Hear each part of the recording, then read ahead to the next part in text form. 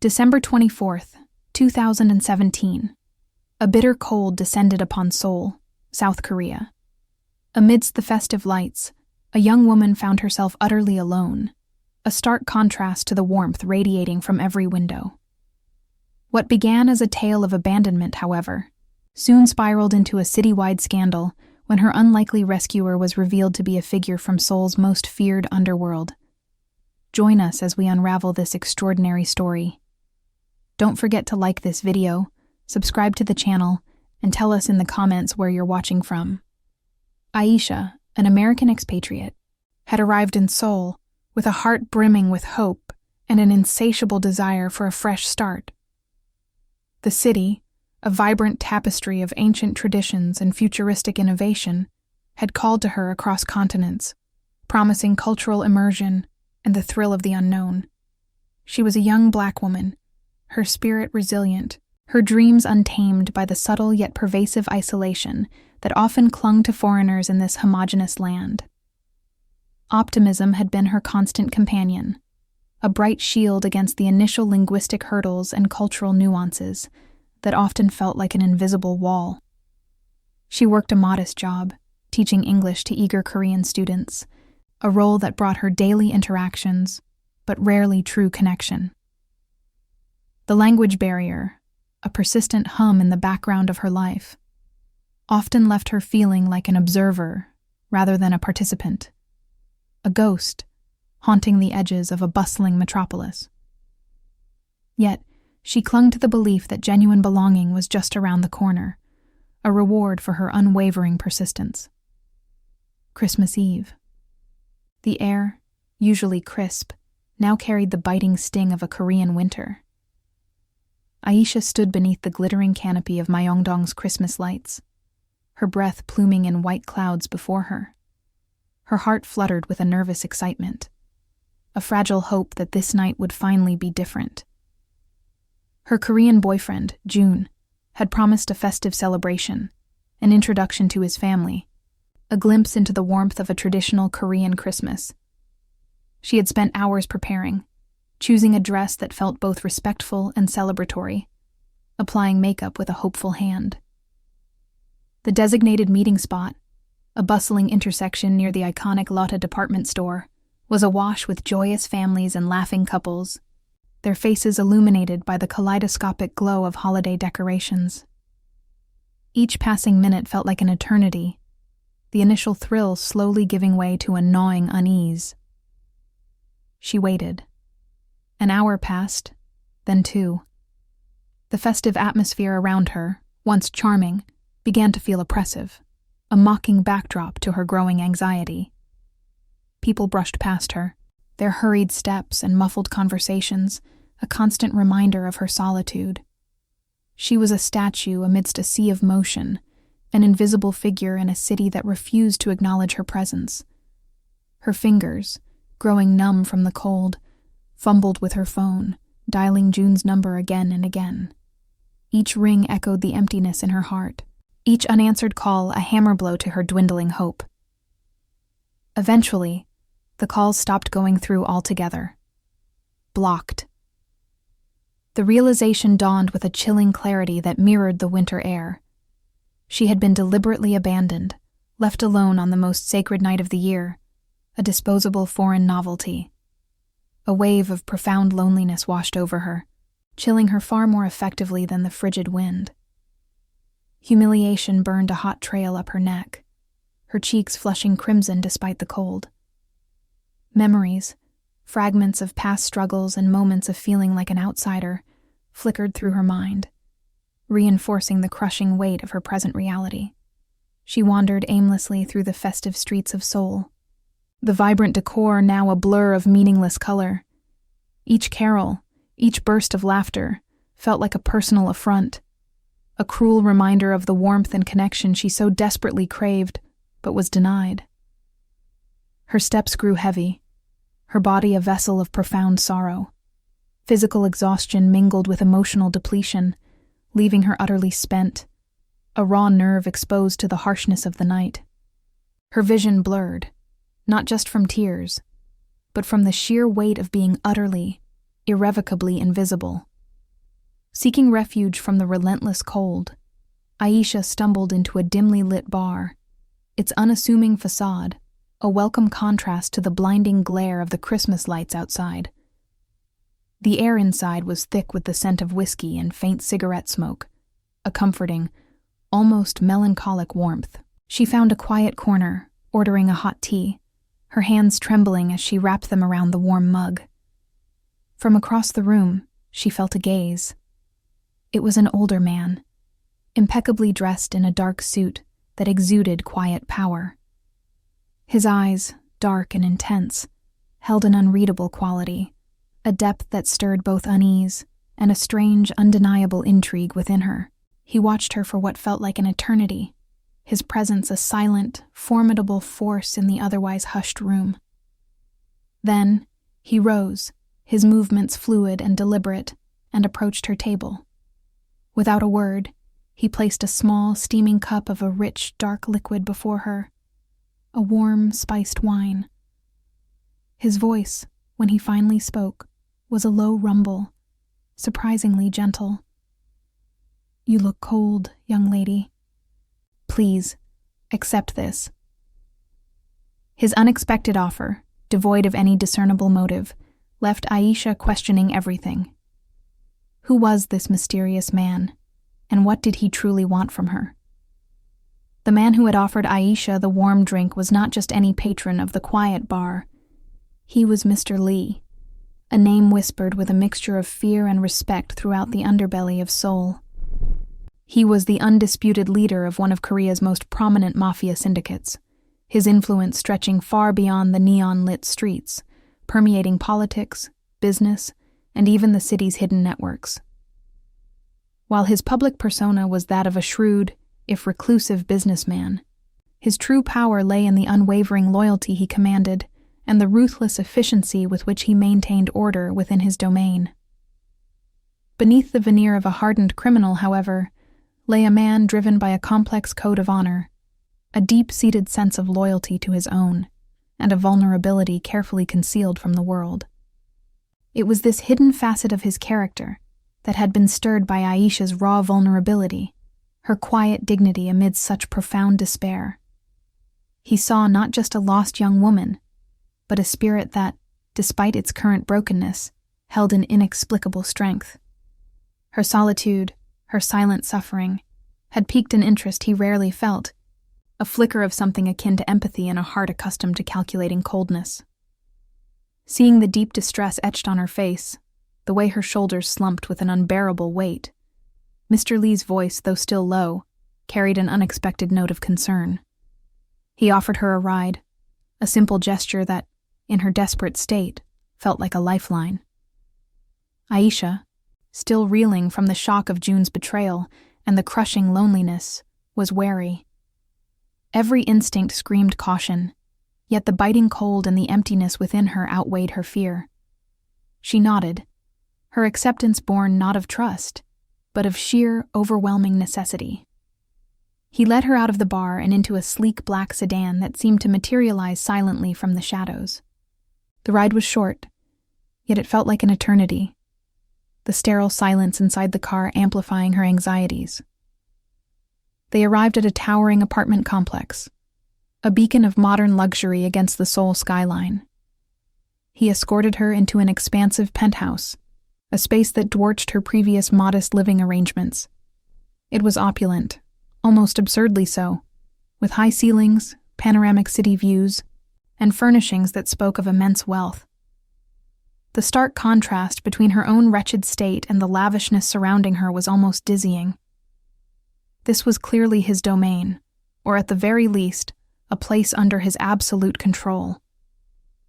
Despite the initial apprehension, Mr. Lee proved to be surprisingly respectful.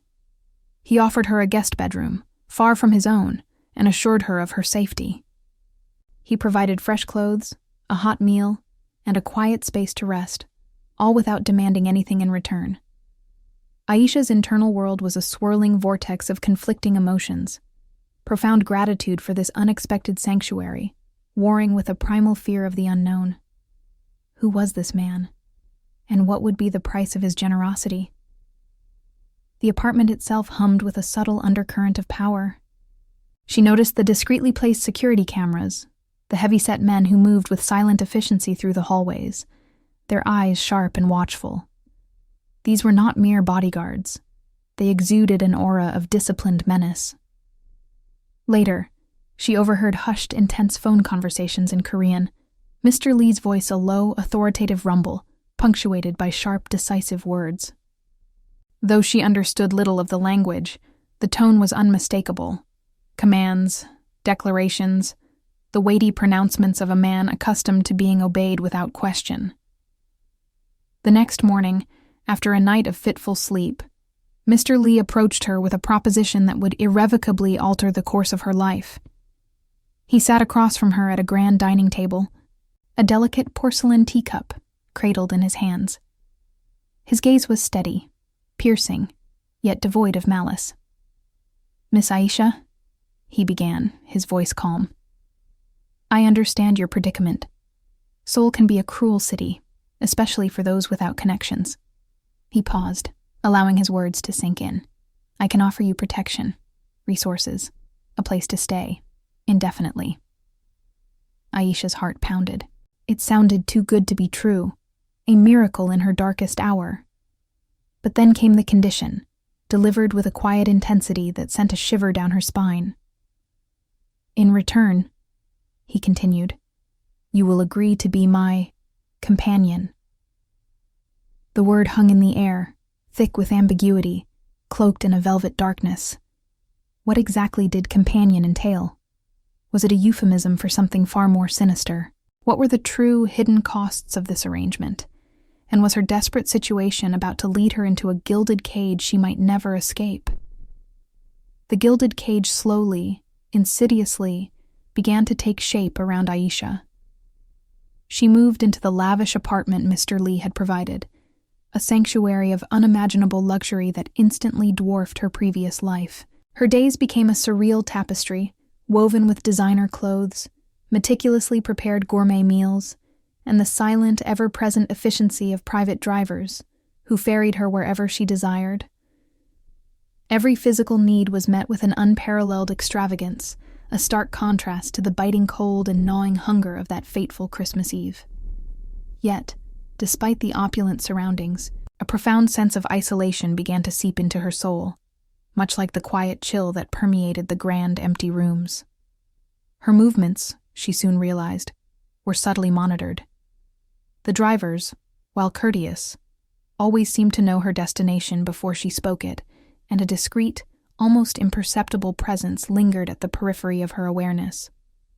Her phone calls, though never overtly blocked, occasionally suffered from strange echoes or brief, unexplained disconnections, leaving her with the unsettling feeling that her words were not entirely her own.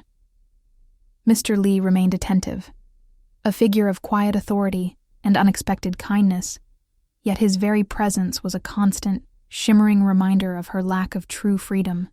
He was her benefactor, her protector, but also the architect of her new, confined existence. She attempted to reconnect with old friends from her brief time in Seoul, but found it increasingly difficult to explain the dizzying turn her life had taken. How could she articulate the paradox of her situation? A prisoner of luxury, a dependent in a world of absolute power? The silence from her former life grew heavier, sealing her further within the gilded walls. As the days bled into weeks, Aisha began to witness fleeting, unsettling glimpses into Mr. Lee's true world. In the evenings, when he returned from his clandestine meetings, the air around him would sometimes carry the faint scent of cigar smoke and something else, an almost metallic tang, like fear or imminent danger. She would overhear snippets of hushed conversations, voices laced with urgency, mentioning names of rival gangs, tense negotiations and veiled threats. Documents, briefly left open on his grand mahogany desk, sometimes contained cryptic charts and figures that spoke of vast, shadowy enterprises. She began to understand, with a growing dread, the true nature of his influence, the dangerous currents that flowed beneath the polished surface of his world. This was not merely a wealthy businessman. This was a man who commanded respect through fear, whose empire was built on the ruthless machinations of the underworld. Her fear grew, a cold knot in her stomach, yet it was strangely intertwined with a burgeoning sense of security that his immense power provided. He was dangerous, yes, but he was her danger, and in this ruthless city, that offered a perverse form of protection. Amidst the fear and the opulence, Mr. Lee began to show moments of surprising vulnerability, threads of humanity that slowly started to unravel Aisha's initial perceptions. He would sometimes sit with her in the evenings, the city lights twinkling far below, and share fragments of his past. A lonely childhood, a life forged in hardship and the brutal necessity of survival. He spoke of the heavy burden of leadership, the constant vigilance required to maintain order in his chaotic world.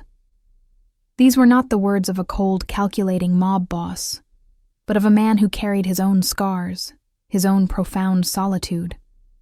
Aisha found herself, against all her rational instincts, surprisingly drawn to his complex personality. The darkness that surrounded him was undeniable, yet beneath it, she began to perceive a man capable of genuine depth, and perhaps even a strange form of affection. Was this burgeoning connection real, a true emotional bond forming in the most unlikely of circumstances? Or was it a calculated manipulation, a subtle yet potent tactic to secure her loyalty, to ensure her compliance within the golden cage he had so carefully constructed around her? The ambiguity was unsettling, a constant whisper in the back of her mind, leaving her to wonder about the true nature of the man who had plucked her from the cold and offered her a life she could never have imagined. The opulent, yet isolated, existence. Aisha, led under Mr. Lee's protection, could not, however, remain entirely hidden from the prying eyes of Seoul. It was inevitable that their unusual pairing would eventually draw unwanted attention. The first cracks in their carefully constructed facade appeared during a high-profile charity gala, an event Mr. Lee insisted Aisha attend by his side. Dressed in a magnificent gown, a stark contrast to the simple clothes she had worn just weeks before, Aisha walked into the ballroom on his arm, feeling every speculative gaze, every hushed whisper. The sight of the city's most feared mob boss with a young black woman, an obvious foreigner, ignited a firestorm of gossip and outrage. It was a spectacle that defied societal norms, a blatant challenge to the traditional expectations of power and partnership in Seoul. Within days, the tabloids, always hungry for scandal, began to publish speculative articles. Their headlines, often laced with thinly veiled racism and xenophobia, dissected Aisha's appearance, her background, and the inexplicable nature of her relationship with Mr. Lee. They painted her as an exotic trophy, a foreign interloper, or worse, a dangerous distraction. The public scrutiny was relentless, transforming Aisha from an invisible outsider into a figure of intense, often hostile fascination. Every outing, every shared glance, became fodder for sensational headlines, fueling a narrative of impropriety and cultural transgression. This public display of their relationship did not sit well with everyone, particularly within the echelons of Mr. Lee's own syndicate. His inner circle, a collection of hardened men accustomed to rigid codes and unwritten rules, expressed growing concern and thinly veiled disapproval. Some saw Aisha as a dangerous distraction for their leader, a weakness that could compromise his judgment and, by extension, the stability of their vast enterprise. Others viewed her as an insult to their traditions, an affront to the carefully maintained facade of their operations. Whispers of dissent began to circulate, subtle at first, then growing in intensity, chipping away at the foundation of loyalty that Mr. Lee had meticulously built. Internal power struggles, always simmering beneath the surface, intensified. Aisha unwittingly became a pawn in a dangerous game of influence and control, her presence an excuse for ambitious lieutenants to challenge Mr. Lee's authority. It was amidst this escalating public and internal turmoil that a ghost from Aisha's recent past re-emerged. June, her former Korean boyfriend, the man who had so callously abandoned her on Christmas Eve, could not escape the pervasive news cycle. He saw the articles, the photographs, the sensational headlines linking his forgotten ex-girlfriend to one of the most powerful and dangerous men in Seoul. A potent cocktail of jealousy, wounded pride, and a desperate desire to reclaim face consumed him. He began to make clumsy, increasingly frantic attempts to contact Aisha. His calls, his messages, his desperate pleas, all were intercepted with startling efficiency by Mr. Lee's ever-vigilant men. June, unaware of the true extent of the eyes watching Aisha, was entering a realm far beyond his understanding, a realm where even a casual inquiry could have severe repercussions. As the external pressures mounted, the threats became more personal, more sinister. Aisha began to receive anonymous messages, unsettling phone calls, and even disturbing packages. Some were veiled warnings, menacingly vague, while others were explicitly terrifying, targeting her directly or threatening Mr. Lee through her. A chilling note, left anonymously at the entrance of her luxurious apartment building, spoke of unnatural unions and unforeseen consequences. She felt the crushing weight of the danger she had inadvertently brought upon herself, and more terrifyingly, on Mr. Lee. The gilded cage, once a symbol of protection, now felt like a spotlight, illuminating her vulnerability. A cold dread settled in her heart, a constant companion. Who was behind these escalating threats? Were they targeting Aisha specifically, seeing her as the weakest link, the easiest point of attack? Or were they aiming at Mr. Lee, using her as a means to destabilize his empire, to inflict a wound deeper than any they could achieve through direct confrontation? The questions gnawed at her, adding another layer of terror to her already complex existence. The city of Seoul, already reeling from the whispers and warnings that circulated like wildfire, was about to be struck by a seismic event. Mr. Lee, a man who understood the power of a definitive statement in a world built on perception and fear, decided to silence the incessant rumors and solidify his position in the most audacious way imaginable. He made a shocking public declaration that reverberated from the highest echelons of society to the deepest corners of the underworld. He intended to marry Aisha. This announcement was not a quiet proposal made in a private moment. It was a carefully orchestrated maneuver, a gauntlet thrown down before his detractors and rivals. The news exploded, a veritable bombshell that dominated every news cycle, plastered across the front pages of tabloids, and became the singular topic of conversation on social media platforms. The scandal was unprecedented. The leader of one of Korea's most feared Mafia syndicates, a man whose life was shrouded in secrecy and violence, was to wed a young Black American woman, a foreigner, a woman who had seemingly appeared from nowhere to disrupt the rigid social order. The audacity of it, the sheer defiance of convention, left Seoul in a state of collective shock and outrage. For Aisha, the unexpected proposal was a maelstrom of conflicting emotions. Overwhelmed would be an understatement.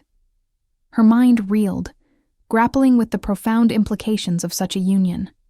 On one hand, it offered an unparalleled sense of security, a status that would protect her from the insidious threats that had begun to plague her existence.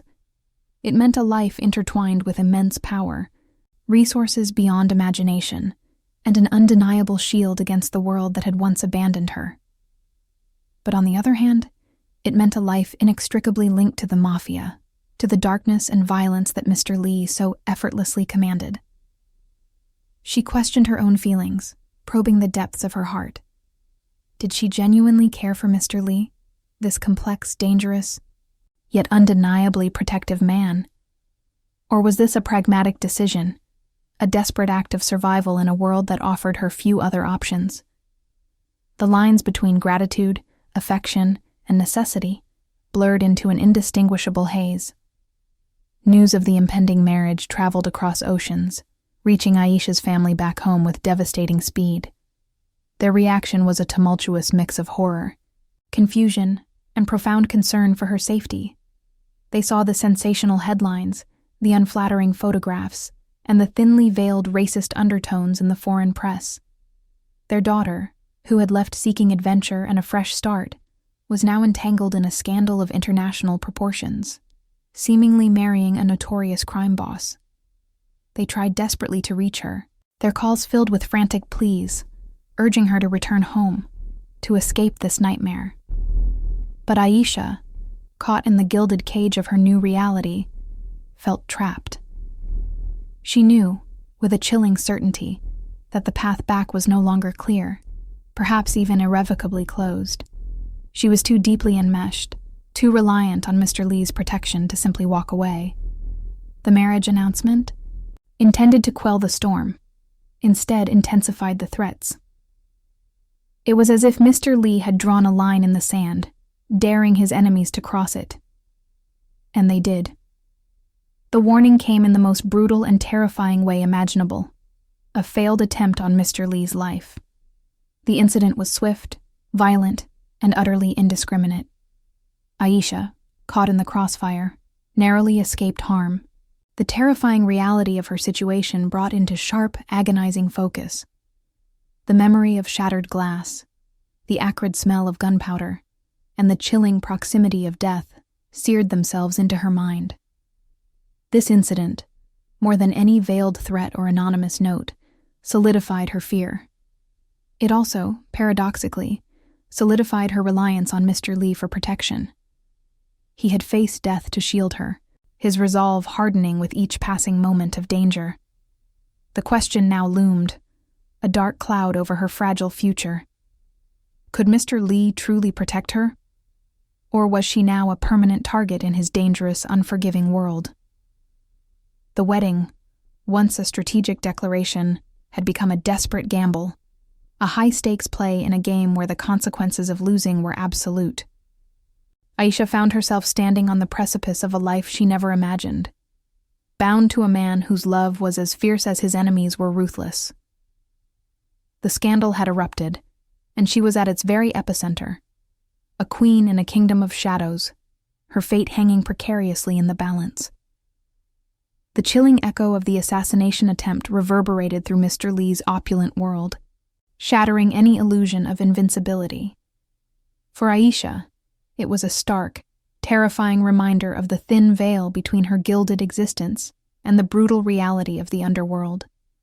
Yet, for Mr. Lee, the failed attack ignited a primal fury, transforming his complex affection for Aisha into an unyielding vow.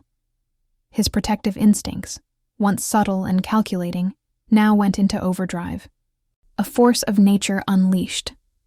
He moved with a renewed, almost terrifying resolve, his eyes burning with a fierce determination. He vowed to protect Aisha at all costs, a declaration that transcended mere words and manifested in every action, every command. This was not just about securing his future or maintaining his image. It was a deeper, more personal commitment, a rare glimpse into the core of his moral code, however twisted it might seem to outsiders. He was a man of his word, and that word, now, was Aisha's safety. Witnessing his fierce, unwavering loyalty in the face of such profound danger, Aisha's own feelings for Mr. Lee deepened in ways she hadn't anticipated. The initial fear, the pragmatic acceptance of her situation, began to recede, replaced by something far more profound and unsettling. She saw beyond the formidable Mafia boss persona, beyond the ruthless reputation and the impenetrable facade.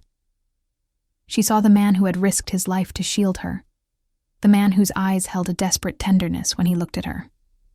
The line between captor and protector, once so sharply defined, blurred into an indistinguishable, evolving connection. It was a bond forged in the crucible of fear and defiance, a strange, undeniable affection blossoming in the most unlikely of circumstances. She found herself drawn to his strength, to his unwavering presence, understanding that in his dangerous world, his protection was not just a luxury, but a necessity, and perhaps even a form of love. Despite the pervasive danger, the wedding preparations began in earnest, a macabre ballet of luxury and paranoia. It was to be a lavish affair, a spectacle designed not just to celebrate a union, but to project Mr. Lee's unassailable power and legitimacy to both his allies and his enemies. Every detail was meticulously planned, from the opulent floral arrangements to the intricate menu, each element a statement of his status. Yet, beneath the glittering veneer, security was paramount. Every guest would be vetted, every corner watched, every potential threat neutralized before it could materialize. Aisha found herself swept up in the whirlwind of preparations, a bride in a fortress, her heart a tumultuous mix of trepidation and a strange, burgeoning hope.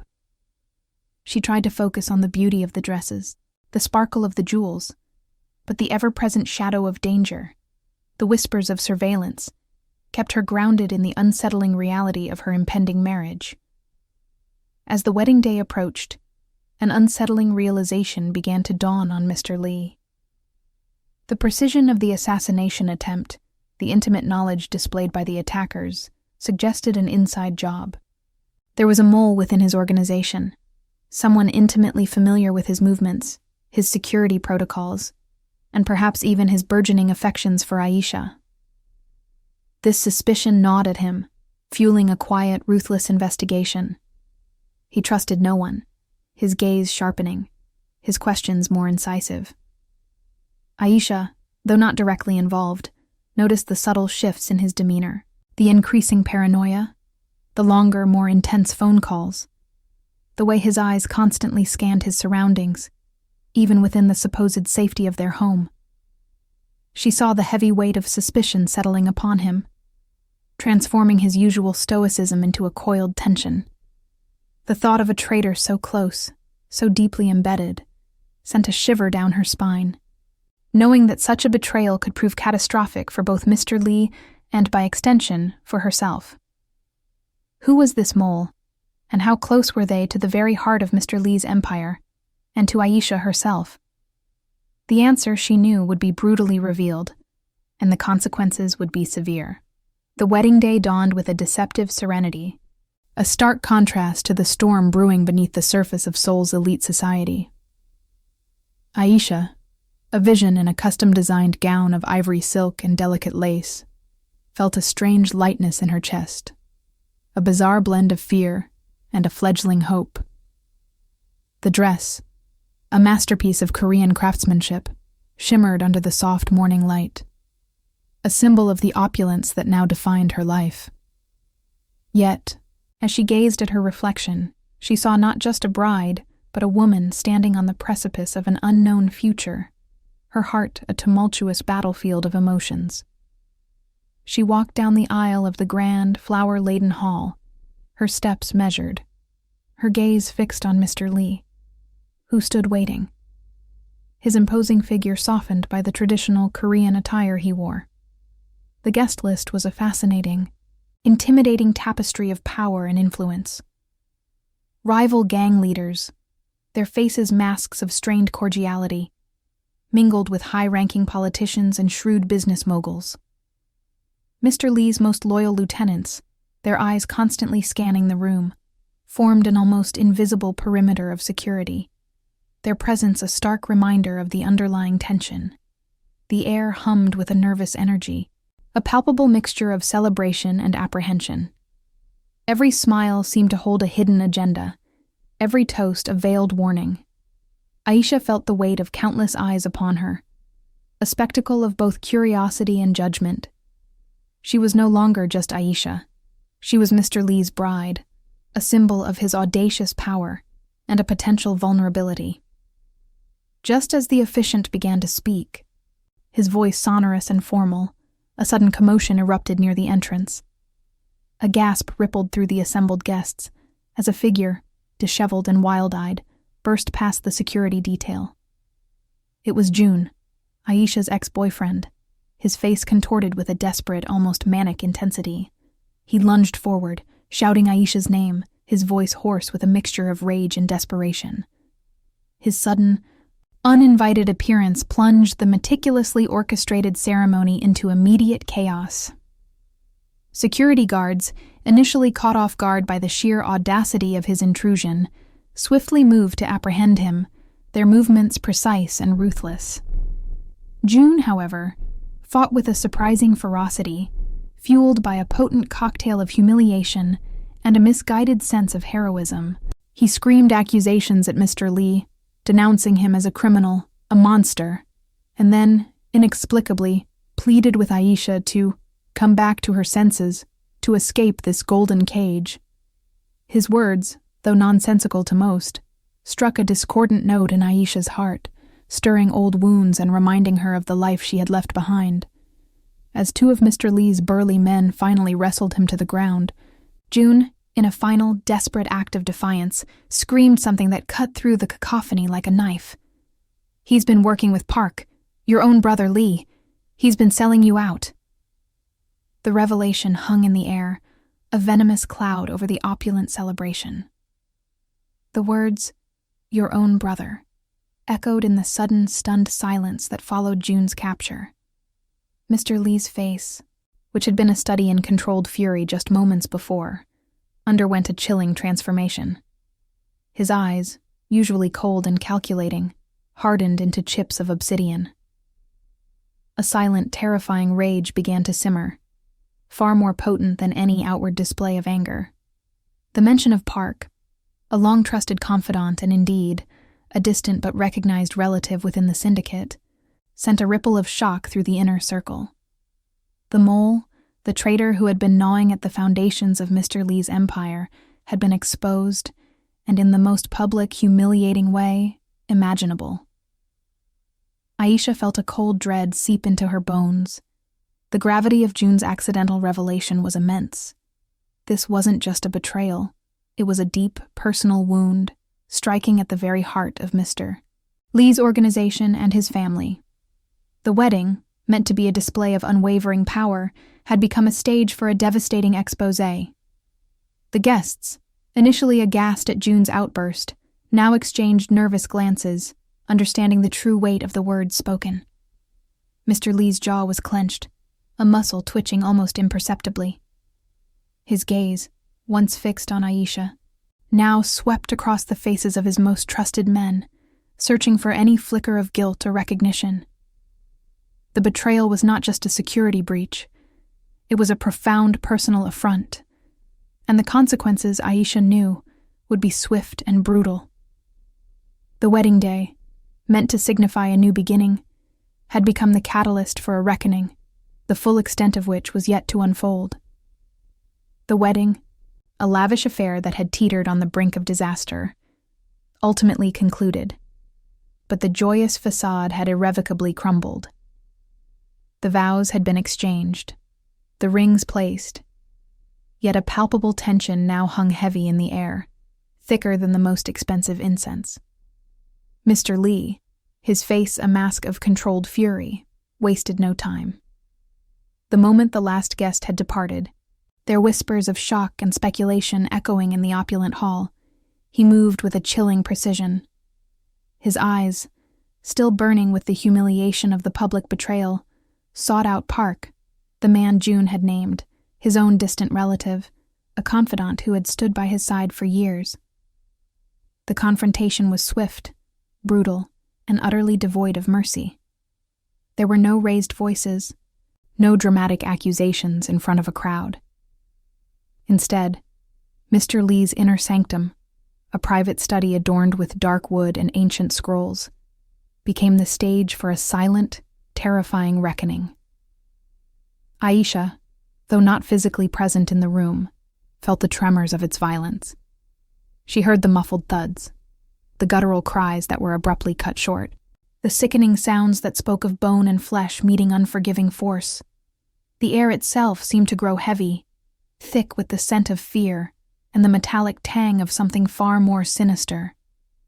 Mr. Lee's world, a world she had only just begun to inhabit, was laid bare in its raw, uncompromising brutality. She was a reluctant witness, her mind reeling from the events of the day. The beautiful gown she wore now felt like a shroud, trapping her in this new, terrifying reality. She was horrified by the sounds, the knowledge of what was transpiring just beyond the closed doors. Yet a part of her, a part that had grown accustomed to the harsh logic of survival, understood, In Mr. Lee's world, betrayal was not merely an inconvenience, it was a mortal wound, and its punishment had to be equally absolute. To show weakness, to allow treachery to fester, was to invite destruction. Her perception of Mr. Lee, already a complex tapestry of fear, admiration, and nascent affection, deepened further, becoming even more intricate, more terrifyingly human. As for June, his fate was sealed the moment he uttered Park's name. He had been swiftly subdued and dragged away by Mr. Lee's men, his flailing limbs and desperate pleas ignored. He had served his purpose, albeit inadvertently, and now he was a loose end, a potential liability. Mr. Lee, ever the pragmatist, understood that a public spectacle required a swift, decisive response. June was not executed. That would have drawn too much unwanted attention. Instead, he was dealt with in a way that left no physical scars visible to the casual observer, but inflicted a far deeper, more permanent damage. He was given a severe warning, a chilling promise of what would happen should he ever return to Seoul. Stripped of his dignity, his resources, and his future in the city, he was banished, his life forever changed by his foolish, desperate act. Aisha felt a pang of pity for him, a fleeting moment of empathy for the man who had abandoned her, then tried to save her in such a spectacularly misguided fashion. But that pity was quickly eclipsed by a profound sense of relief. He was gone. The last vestige of her past, the symbol of her abandonment and humiliation, had been expunged from her new life. His removal, brutal as it was, brought a strange kind of closure, allowing her to fully embrace the dangerous, opulent, and utterly unpredictable path she had chosen. With the mole eliminated and June exiled, Mr. Lee used the incident to reaffirm his authority. The swift and brutal reckoning sent a clear message to anyone within his organization who might harbor similar thoughts of treachery. His position was stronger than ever, his control absolute. The whispers of dissent, the subtle challenges to his leadership were silenced, replaced by a renewed sense of fear and loyalty. But the cost was high. The public spectacle, the undeniable violence of his world, had been laid bare for Aisha. Their wedding day, meant to be a celebration of unity, had become a testament to his ruthlessness, a stark reminder of the dangerous currents that flowed beneath the surface of their opulent life. Yet, a nagging question remained, a silent echo in the suddenly quiet mansion. Had this act of vengeance truly secured their safety, or had it merely created new enemies? The underworld was a hydra. Cutting off one head often meant two more would grow in its place. The exposure of a mole, while necessary, also revealed vulnerabilities, weaknesses that rival syndicates would undoubtedly seek to exploit. Aisha, now Mrs. Lee, understood that their peace, if it could even be called that, was fragile, a delicate balance maintained by fear and power, constantly threatened by the unseen forces that lurked in the shadows of Seoul. The reckoning was over, but the war, she knew, was far from won. Life as Mrs. Lee was a curious paradox, a gilded cage with ever-expanding dimensions. Aisha found herself navigating a world she could never have imagined, a universe of whispered protocols, unspoken expectations, and opulent displays of power. She was no longer the abandoned expatriate, but the wife of one of Seoul's most formidable figures, a position that commanded both deference and a palpable undercurrent of fear.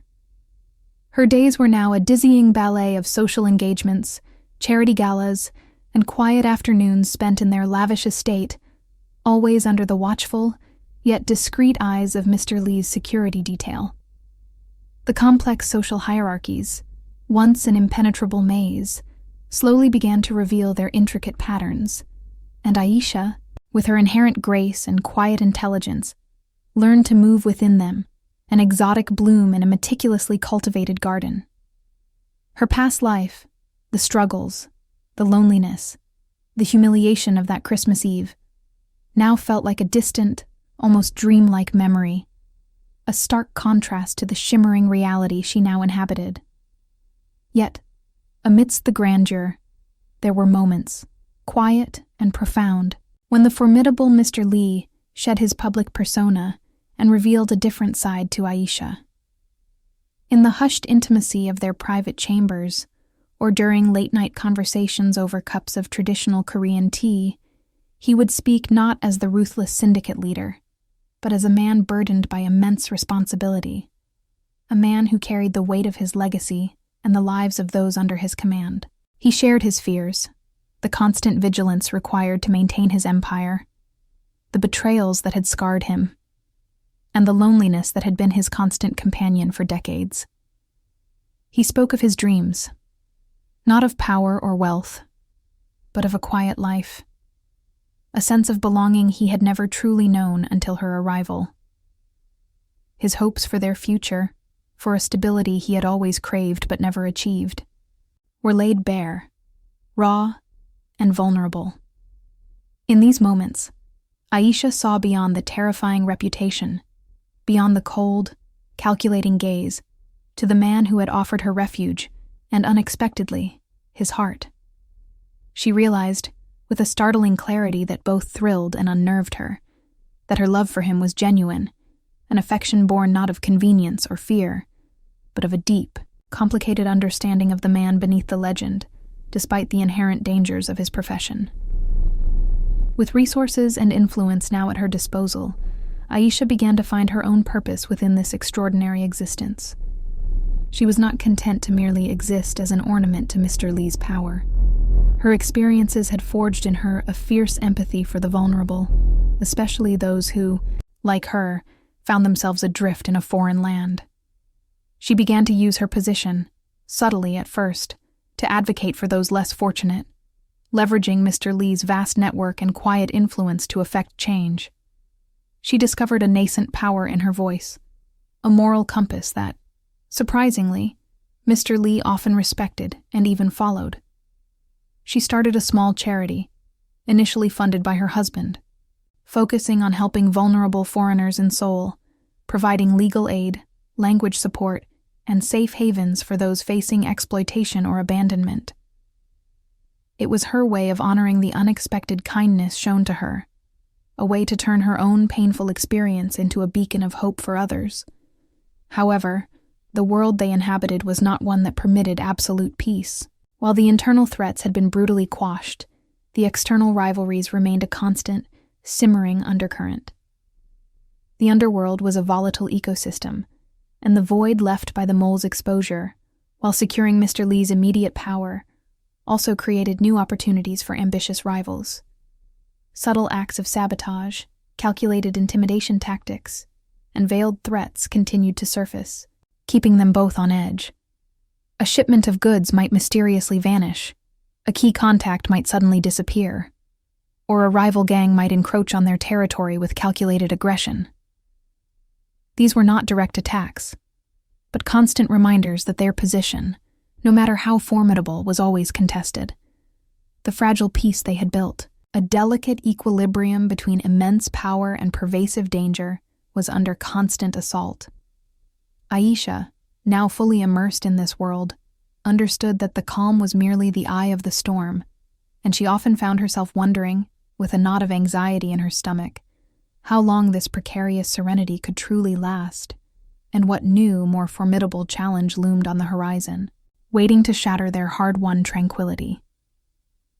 The precarious serenity, as Aisha had feared, was indeed the eye of a much larger, more destructive storm. Whispers had begun weeks ago, subtle at first, of a new faction rising in Seoul's brutal underworld, a group known only as the Serpent's Coil. Unlike Mr. Lee's syndicate, which operated with a certain archaic code of honor, the Serpent's Coil was a faceless, ruthless entity, driven by pure ambition and a chilling disregard for established territories or traditions. Their methods were explicitly designed to destabilize, to dismantle, and to provoke. They targeted not just Mr. Lee's operations, but his very image, his carefully cultivated reputation. They understood that to truly wound the dragon, one must strike at its most precious treasures. And for Mr. Lee, Aisha had undeniably become one of them. Their attacks escalated from subtle sabotage to direct, audacious challenges. Warehouses were raided with precision, key informants were brutally silenced, and, most disturbingly, several of Mr. Lee's most loyal lieutenants were publicly humiliated, their bodies found in ways meant to send a clear, terrifying message. The air in Seoul grew thick with tension, a palpable sense of impending war. Mr. Lee, usually a man of stoic composure, began to show the strain. His eyes, once merely intense, now held a haunted, almost desperate glint. He spent countless hours in hushed, urgent conversations, his voice a low rumble, his movements sharper, more agitated.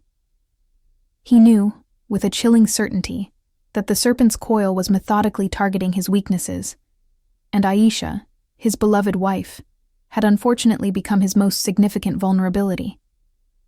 He saw the cold, predatory glint in their tactics, hurt him through her, and his empire would crumble. The direct confrontation, when it finally erupted, was not a clandestine skirmish in dark alleys, but a brutal, all-out war that spilled onto the very streets of Seoul. It began with an ambush on one of Mr. Lee's heavily guarded convoys, a diversion designed to draw his forces away from their central stronghold. Simultaneously, a coordinated assault was launched on several of his key establishments, turning bustling businesses into war zones. The sounds of gunfire, shattering glass, and desperate cries echoed through the city, a symphony of chaos. Aisha, who had been at the charity office she founded, found herself caught in the immediate crossfire. A group of masked assailants, clearly targeting her, breached the building, their movements swift and deadly. Her security detail, though valiant, was quickly overwhelmed.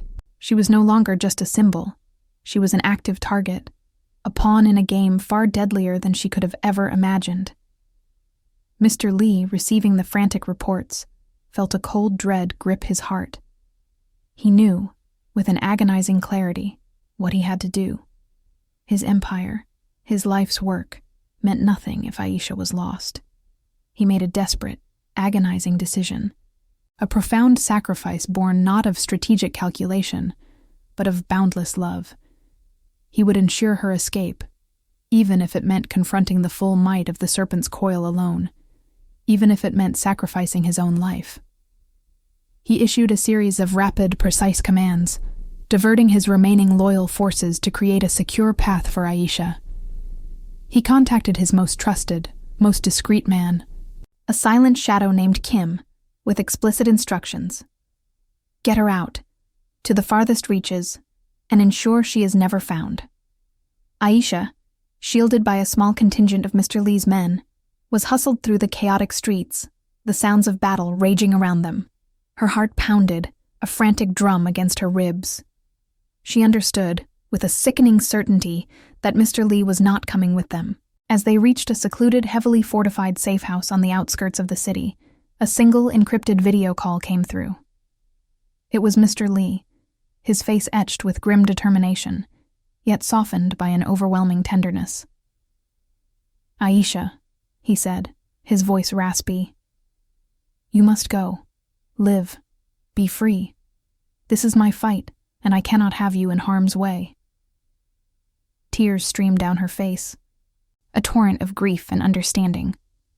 She wanted to protest, to beg him to come, but she saw the resolute finality in his eyes, the ultimate sacrifice burning there. I love you, she whispered, her voice choked with emotion. I'll never forget you. He offered a faint, sad smile, a silent farewell. Live, my love, he echoed, and the connection severed. She was forced into a waiting car, the engine already running, the loyal men around her urging her onward. Her goodbye was poignant, filled with unspoken promises to carry his memory, to honor his sacrifice, and a profound sorrow that tore at her very soul.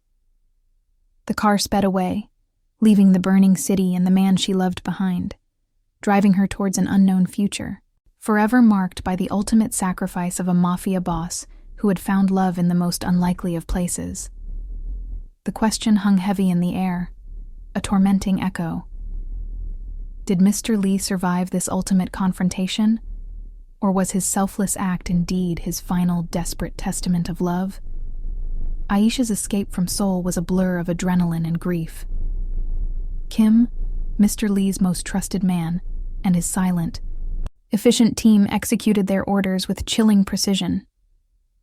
They moved her through a labyrinth of safe houses, disguised in various vehicles, until she was finally on a private jet, soaring above the very chaos she had just left behind. Her destination was a remote, idyllic island in the South Pacific, a place far removed from the concrete jungle and deadly politics of Seoul. There, under a new identity and with ample resources provided by Mr. Lee, she began the arduous task of rebuilding her life. The sun was warm, the ocean serene, but the trauma of her past clung to her like a second skin. Every gentle breeze felt like a whisper of Mr. Lee's voice. Every crashing wave echoed the sounds of the war that had stolen him from her. She spent countless nights staring at the stars, wondering if he was looking at the same sky, or if his light had been extinguished forever. News from Seoul, though heavily filtered and delayed, eventually trickled through Kim's carefully constructed network. The Serpent's Coil, the rival gang responsible for the attack, had indeed suffered immense losses.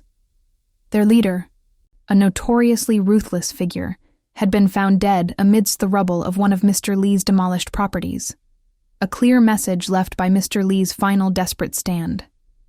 However, Mr. Lee's own syndicate was also severely weakened, its power fractured, its leadership in disarray.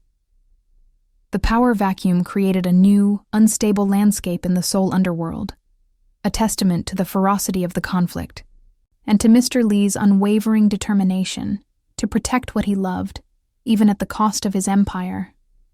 The city, once dominated by his iron fist, now teetered on the brink of an even greater, more unpredictable gang war. Months turned into a year, then two. Aisha had created a semblance of a new life, a quiet existence dedicated to healing. She learned to surf, to speak the local dialect, to find solace in the rhythm of the tides. Yet, the question of Mr. Lee's fate remained an open wound. Kim, who visited her periodically, always maintained a stoic silence on the matter, offering only vague reassurances that Mr. Lee had anticipated everything. Then, one crisp morning, a small, intricately carved wooden bird arrived on her doorstep, left by a passing fisherman. It was a magpie, a symbol of good fortune and hope in Korean culture, and she recognized the unique, almost imperceptible flaw in its wing carving, a signature only Mr. Lee would know.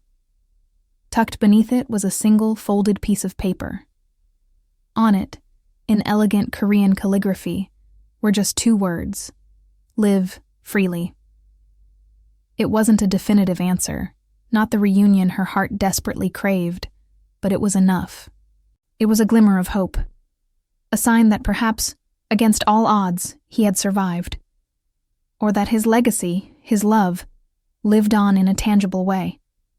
The message was a direct echo of his last words, a profound affirmation of the sacrifice he made, a reminder that he had given her the ultimate gift, a chance at true freedom.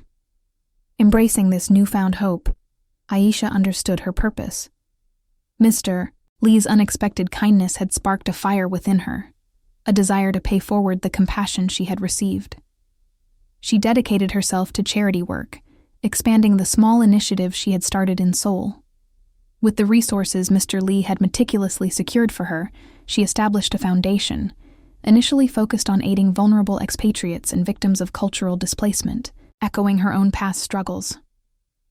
Her foundation grew, reaching across borders, becoming a sanctuary for those lost and forgotten in foreign lands. She became a symbol of resilience and quiet strength. Her story, though largely untold to the public, a testament to the human spirit's capacity for survival and transformation. She found profound purpose in helping others, honoring Mr. Lee's memory not with mourning, but with action, with a life lived fully and meaningfully, just as he had wished. The question of his ultimate fate still lingered, a soft ache in her heart, but it no longer consumed her. She knew that whether he was alive or not, his love had redeemed her, giving her a future she never thought possible. What would Aisha do with this newfound hope, and would she ever truly find peace? The answer, she realized, was in the living, in the giving, in the quiet strength she now possessed. Years later, the vibrant cityscape of Lisbon, Portugal, had become Aisha's sanctuary. The warm sun and the rhythmic crash of Atlantic waves offered a stark contrast to the cold, neon-lit nights of Seoul. She was no longer the abandoned woman on Christmas Eve, nor the Mafia boss's wife. Aisha was Dr. Aisha Rahman, a respected humanitarian whose foundation, Bridge Builders, thrived, offering aid and cultural integration programs to displaced individuals worldwide. Her organization, born from her own painful experiences, now operated in several continents, a testament to her unwavering dedication and the substantial, anonymously donated resources Mr. Lee had meticulously put in place for her escape and future. She had built a life of her own, a life rich in purpose and quiet fulfillment, free from the shadows that once threatened to consume her. Yet, despite her achievements and the genuine peace she had found, the legend of the black woman and the Korean Mafia boss remained a whispered tale in certain circles, particularly in Seoul. Its impact on societal perceptions, on the delicate balance of power within the underworld, and even on the city's broader cultural narrative, was still felt. Aisha's name, though rarely spoken aloud in connection to that past, was intrinsically linked to an extraordinary period of upheaval and transformation. To those who knew, she was a testament to an unimaginable journey, a woman who had navigated the treacherous currents of love, loyalty, and betrayal in the most dangerous of worlds. One autumn afternoon, as Aisha finalized plans for a new initiative in refugee camps in Greece, a discreet message arrived at her foundation's headquarters. It was from Kim, Mr. Lee's former right-hand man, now a gray-haired, quietly dignified gentleman who had seemingly vanished from the underworld. He requested a meeting, not in Lisbon, but in a small, secluded tea house nestled in the historic backstreets of Kyoto, Japan. The location itself was a riddle, a place Mr. Lee had once mentioned as his personal haven, a place of contemplation and escape from the relentless demands of his empire. Aisha, her heart a drum against her ribs, knew this was it. This was the final revelation, the answer she had carried within her for so long. She flew to Kyoto, the journey a blur of anticipation and trepidation. The tea house was as Mr. Lee had described, serene, minimalist, with a garden of raked sand and ancient moss-covered stones. Kim was already there, sipping green tea, his face etched with years of unspoken burdens. He rose as she entered, bowing deeply, a gesture of profound respect that transcended their past roles. "He asked me to tell you," Kim began, his voice a low rumble, "that he watched you. From a distance, always. He saw the foundation, the lives you touched. He saw your freedom, your peace." Aisha's breath caught in her throat. "He's alive," she whispered, the words barely audible. Kim nodded slowly, a faint, almost imperceptible smile gracing his lips. "He survived. Severely wounded, yes, but he lived. The final confrontation was indeed his ultimate sacrifice, but not one of death, but of disappearance. He dismantled his empire piece by piece, ensuring his rivals consumed each other, creating the power vacuum. He ensured you believed he was gone, so you could truly be free. He sought anonymity, a life of quiet reflection, far from the world he once commanded. He then reached into his traditional kimono, producing a small, lacquered box. Inside lay a single, perfectly preserved magpie feather, iridescent and shimmering. He sends this, a symbol of enduring hope, and a reminder that even in the deepest shadows, love can bloom and lead to light. Kim then handed her a small, exquisitely crafted wooden box. And this. He wished for you to have it, now that you are truly safe, truly free. Aisha opened the box, her fingers trembling. Inside was a single, flawless jade pendant, intricately carved with a phoenix. It was the same phoenix Mr. Lee had once described, the one that represented rebirth and eternal life. But etched into its back, almost invisibly, were two initials, AR and LJL, Aisha Rahman and Lee Jae-hyun, his full given name, a name she had rarely heard. It was a silent, profound declaration of a love that defied all boundaries, all expectations. Tears long held back finally streamed down Aisha's face, not of sorrow, but of an overwhelming, purifying peace. She had overcome abandonment, the terror of the underworld, the loss of a life she had never anticipated, and the lingering uncertainty of his fate. Now she understood.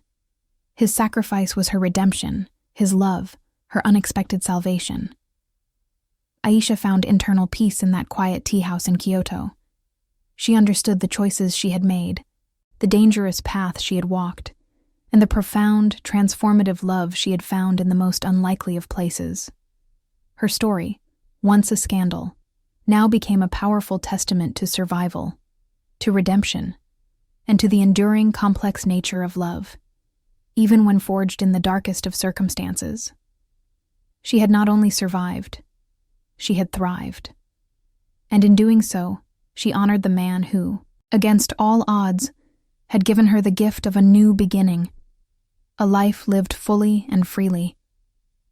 The echoes of his love would forever resonate within her, a silent, powerful melody guiding her forward.